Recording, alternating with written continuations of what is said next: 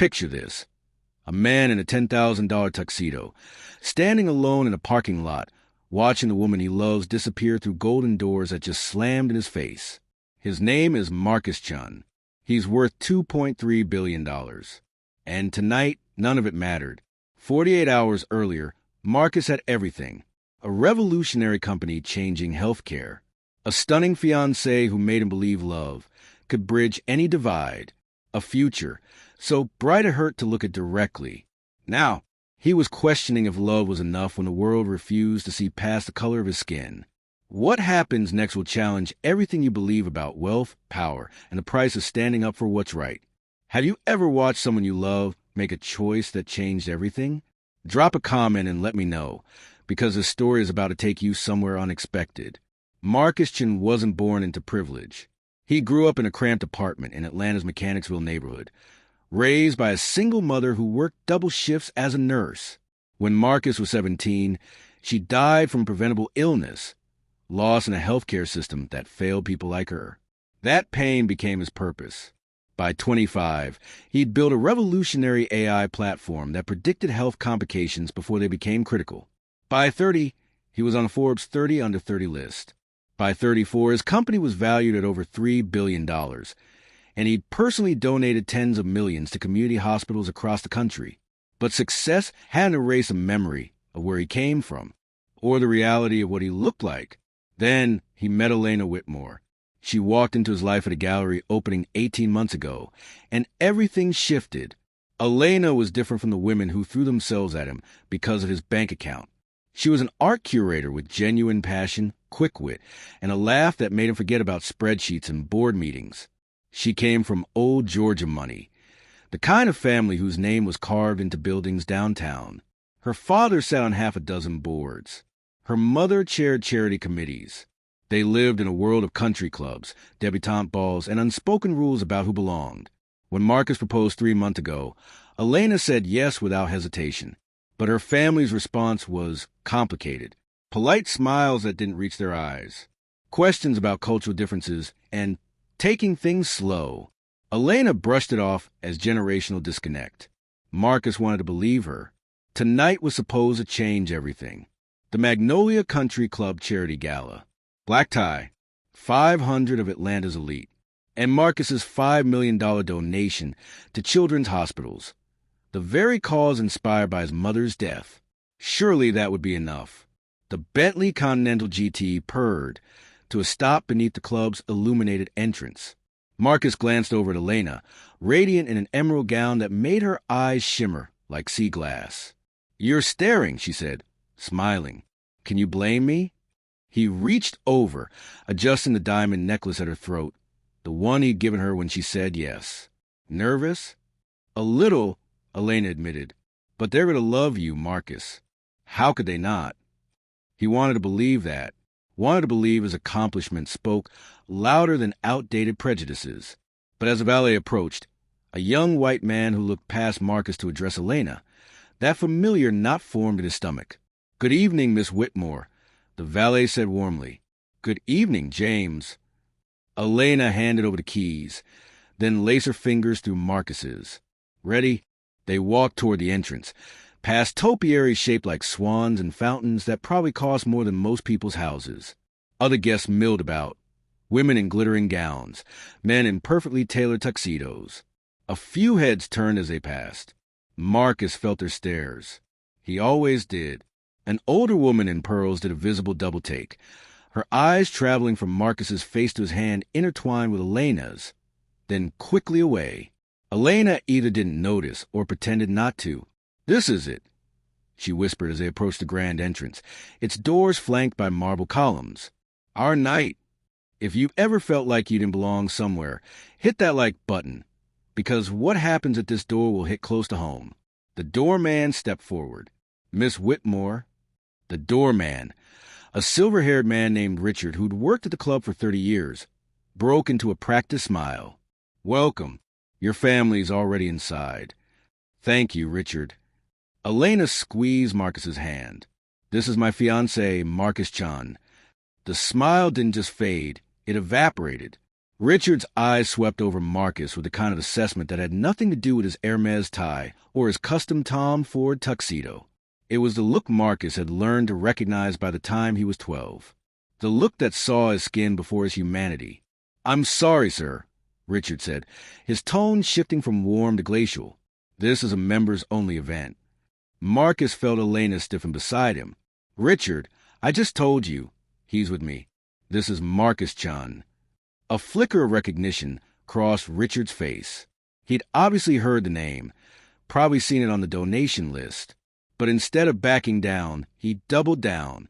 "I'm afraid there's been some kind of mistake. This event has very strict invitation and dress code policies." "Dress code?" Elena's voice rose. "He's wearing Tom Ford." "Miss Whitmore," Richard said quietly, glancing at the crowd forming behind them. "Perhaps we could discuss this inside. You're welcome to come in, and we can sort out the confusion." The word hung in the air like smoke. Confusion. As if Marcus's presence was a problem to be solved. "There's no confusion," Elena said, her face flushing. "He donated $5 million to tonight's cause. His name is on the program." Richard's jaw tightened. Perhaps there's a delivery in trance. "Enough." Marcus's voice was calm, but Elena heard the fracture underneath. "It's fine. Let's go." "No, it's not fine." Elena turned to the crowd. Several faces she recognized, her parents' friends, business associates, people she'd known her entire life. "This is insane. Someone tell him." But no one spoke. They just watched, drinks in hand, like this was dinner theater. Marcus gently pulled his hand from Elena's. "I'll wait in the car." Richard stepped aside, creating a clear path for Elena. "Miss Whitmore, your father's expecting you." And there it was, the moment that would define everything. Elena stood at the threshold, tears forming in her eyes. Behind her, the man she claimed to love. Ahead, the world she'd always known. The choice shouldn't have been difficult, but her feet wouldn't move. Marcus didn't look back. He couldn't. If he saw Elena walk through those doors without him, something inside would shatter permanently. He made it to the Bentley, slid into the driver's seat, and sat in the dark. Through the windshield, he could see the gala in full swing. Silhouettes moved past floor-to-ceiling windows. Laughter and music spilled into the night. His phone buzzed. A text from Thomas Whitmore, Elena's father. "Marcus, Richard is old-fashioned. These things take time. Be patient with the transition. We'll work it out." Transition. As if Marcus's humanity needed a grace period. He started typing a response to Elena. "I love you, but I can't." He deleted it. Tried again. Deleted it again. What was there to say? That he was tired? Tired of his bank account not matching. He started typing a response to Elena. "I love you, but I can't." He deleted it. Tried again. Deleted it again. What was there to say? That he was tired? Tired of his bank account not matching. Tired of his achievements being invisible. Tired of being the exception that proved the rule, but never quite enough to break it. Inside the club, Elena moved through the marble foyer in a daze. She found her father near the bar, laughing with the club president. "Daddy, what just happened?" Thomas Whitmore's smile faded. "Sweetheart, it's complicated." Complicated? Richard humiliated him. Richard is from a different generation. These institutions have traditions. Traditions? Elena's voice cracked. "You knew this might happen, didn't you? You hoped I'd come alone." Her father's silence was confirmation. Elena looked around the ballroom. Crystal chandeliers. Imported champagne. Women dripping in diamonds. Men whose portfolios could fund small nations. This was her world. These were her people. And they'd just shown her exactly who they were. She thought about Marcus sitting alone in that car. Thought about the speech he prepared about his mother's death. About why he donated $5 million. Thought about how he'd been excited. Actually excited. To finally be accepted into her life. What would you do in Elena's position? Comment below. Family or love? Elena set down her clutch. Straightened her shoulders. And walked straight to the stage. The band was mid-song when Elena grabbed the microphone from the startled singer. Feedback squealed through the speakers. 300 heads turned. "Good evening," Elena said, her voice shaking but clear. "For those who don't know me, I'm Elena Whitmore. My family has been members of this club for 4 generations." Her father started moving toward the stage. She held up a hand. "Tonight, my fiancé, Marcus Chin, the man whose $5 million donation made this event possible, was denied entry to this club. Not because he wasn't dressed appropriately, not because he didn't belong, but because a doorman decided he didn't look like he belonged." Gasps rippled through the crowd. Some people had the decency to look uncomfortable. Others exchanged glances that confirmed they'd known exactly what was happening. I stood at that door. Elena continued, tears streaming now, and I hesitated. I actually hesitated. And I will regret that hesitation for the rest of my life. She pulled off her grandmother's bracelet, a family heirloom worth 6 figures, and set it on the piano. "Consider this my resignation. I'm returning my family's membership, because if this club can't see his worth, can't see his brilliance, his generosity, his humanity, then I want no part of it." Elena, her father's voice was strangled. "I'm done, Daddy. Done pretending this is okay. Done making excuses. Done being comfortable while the man I love is treated like he's invisible." She dropped the microphone. It hit the stage with a hollow thump. The walk to the parking lot felt like miles. Her heel broke on the marble steps. She didn't care. She yanked off both shoes and ran. Marcus was still in the car, head back against a headrest, eyes closed. Elena tapped on the window. He looked up, saw her tear-stained face, her ruined dress, her bare feet. Slowly, he unlocked the door. Elena slid into the passenger seat. For a long moment, neither spoke. "I'm so sorry," she finally whispered. "I should have walked out immediately." "Why didn't you?" No accusation in his voice, just exhaustion. "Because I was scared. Scared of losing my family, my world. But then I realized, without you, I don't have a world worth keeping. You shouldn't have to choose." "No, I shouldn't. But when the choice is between standing up for what's right and staying comfortable, there's only one answer." Marcus reached for her hand. His thumb traced her knuckles. "You really walked out?" "I did more than walk out. I burned it down." For the first time that night, Marcus smiled. "Tell me everything." By morning, Elena's speech was viral. Someone had recorded the whole thing, and it spread like wildfire across social media. Hashtag Magnolia Club discrimination trended nationally. News outlets picked up the story. Corporate sponsors started pulling funding from the club. Richard, the doorman, was terminated. The club president resigned under pressure. Elena's family was in crisis. Her father furious, her mother crying, their social circle divided. But Elena's younger sister, Madison, called her that afternoon. "I want to say something for years," Madison admitted. "Thank you for finally having the courage." Marcus withdrew his $5 million donation and redirected it to 3 community hospitals in underserved neighborhoods. He released a statement, gracious, measured, but firm. "I don't need an institution's approval to know my worth. But I hope this moment sparks conversation about who gets a seat at which tables and why." The Magnolia Club eventually issued a formal apology and invited Marcus to join their diversity reform board. Marcus declined in a 2-sentence email. "Some tables aren't worth a seat. I'd rather build my own." The ballroom Marcus rented held 800 people, double the capacity of the Magnolia Club.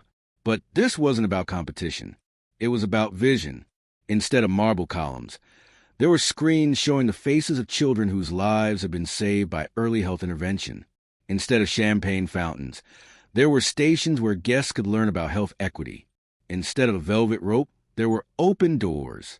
Elena stood beside Marcus as he gave the opening speech. She'd lost friends, strained family relationships, and walked away from the only world she'd known. But when Marcus reached for her hand, she knew she'd made the right choice. They raised $9.2 million that night, 3 times what the Magnolia Club event had generated. Money that would change lives. Money that would prove a point. Money that showed what was possible when you stopped asking for permission to belong. Marcus and Elena's story teaches us something profound about love, courage, and the cost of integrity. First, love requires courage. Real, bone-deep courage. Elena had to risk everything she'd ever known, her family's approval, her social standing, her comfortable life, to stand beside Marcus. And here's the truth. That's what love demands. Not grand gestures and easy moments, but backbone when the world is watching. Second, actions speak infinitely louder than words. Elena could have apologized privately, could have sent flowers, made promises, asked for time. Instead, she made a public stand. She burned bridges she could never rebuild. That's what changed everything. Third, your worth isn't determined by others' acceptance. Marcus didn't need the Magnolia Club's approval. He never did. His value, his brilliance, his compassion, his success existed independent of their recognition. The rejection hurt, yes, but it didn't diminish him. Fourth, privilege means nothing without principles. Elena was born into a world most people never glimpse. She could have stayed, could have convinced herself that quiet disagreement was enough. Instead, she gave it all up. That's integrity. Finally, change happens when good people refuse to stay silent. One speech, one woman, one moment of courage, and suddenly, conversations that had been whispered were shouted. Policies that had been accepted were challenged. These moments happen every day. In boardrooms where qualified people are overlooked. In restaurants where service changes based on appearance. In neighborhoods where some people are assumed to belong and others assumed to be threats. But stories like Marcus and Elena's remind us that love and integrity can overcome prejudice. Not easily, not without cost, but completely.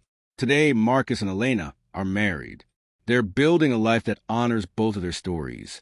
His roots, her evolution.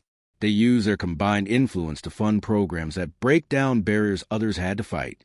Elena's relationship with her family is complicated. Her father still doesn't fully understand her choice, but he's trying. Her mother sends texts on holidays. Madison is Elena's maid of honor. The Magnolia Club implemented diversity reforms, though Marcus and Elena remain uninterested in membership. Some doors close permanently. That's okay.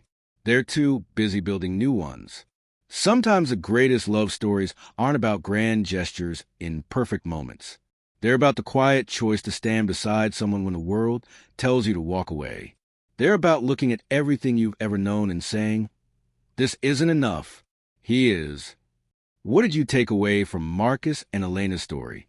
Share your thoughts below.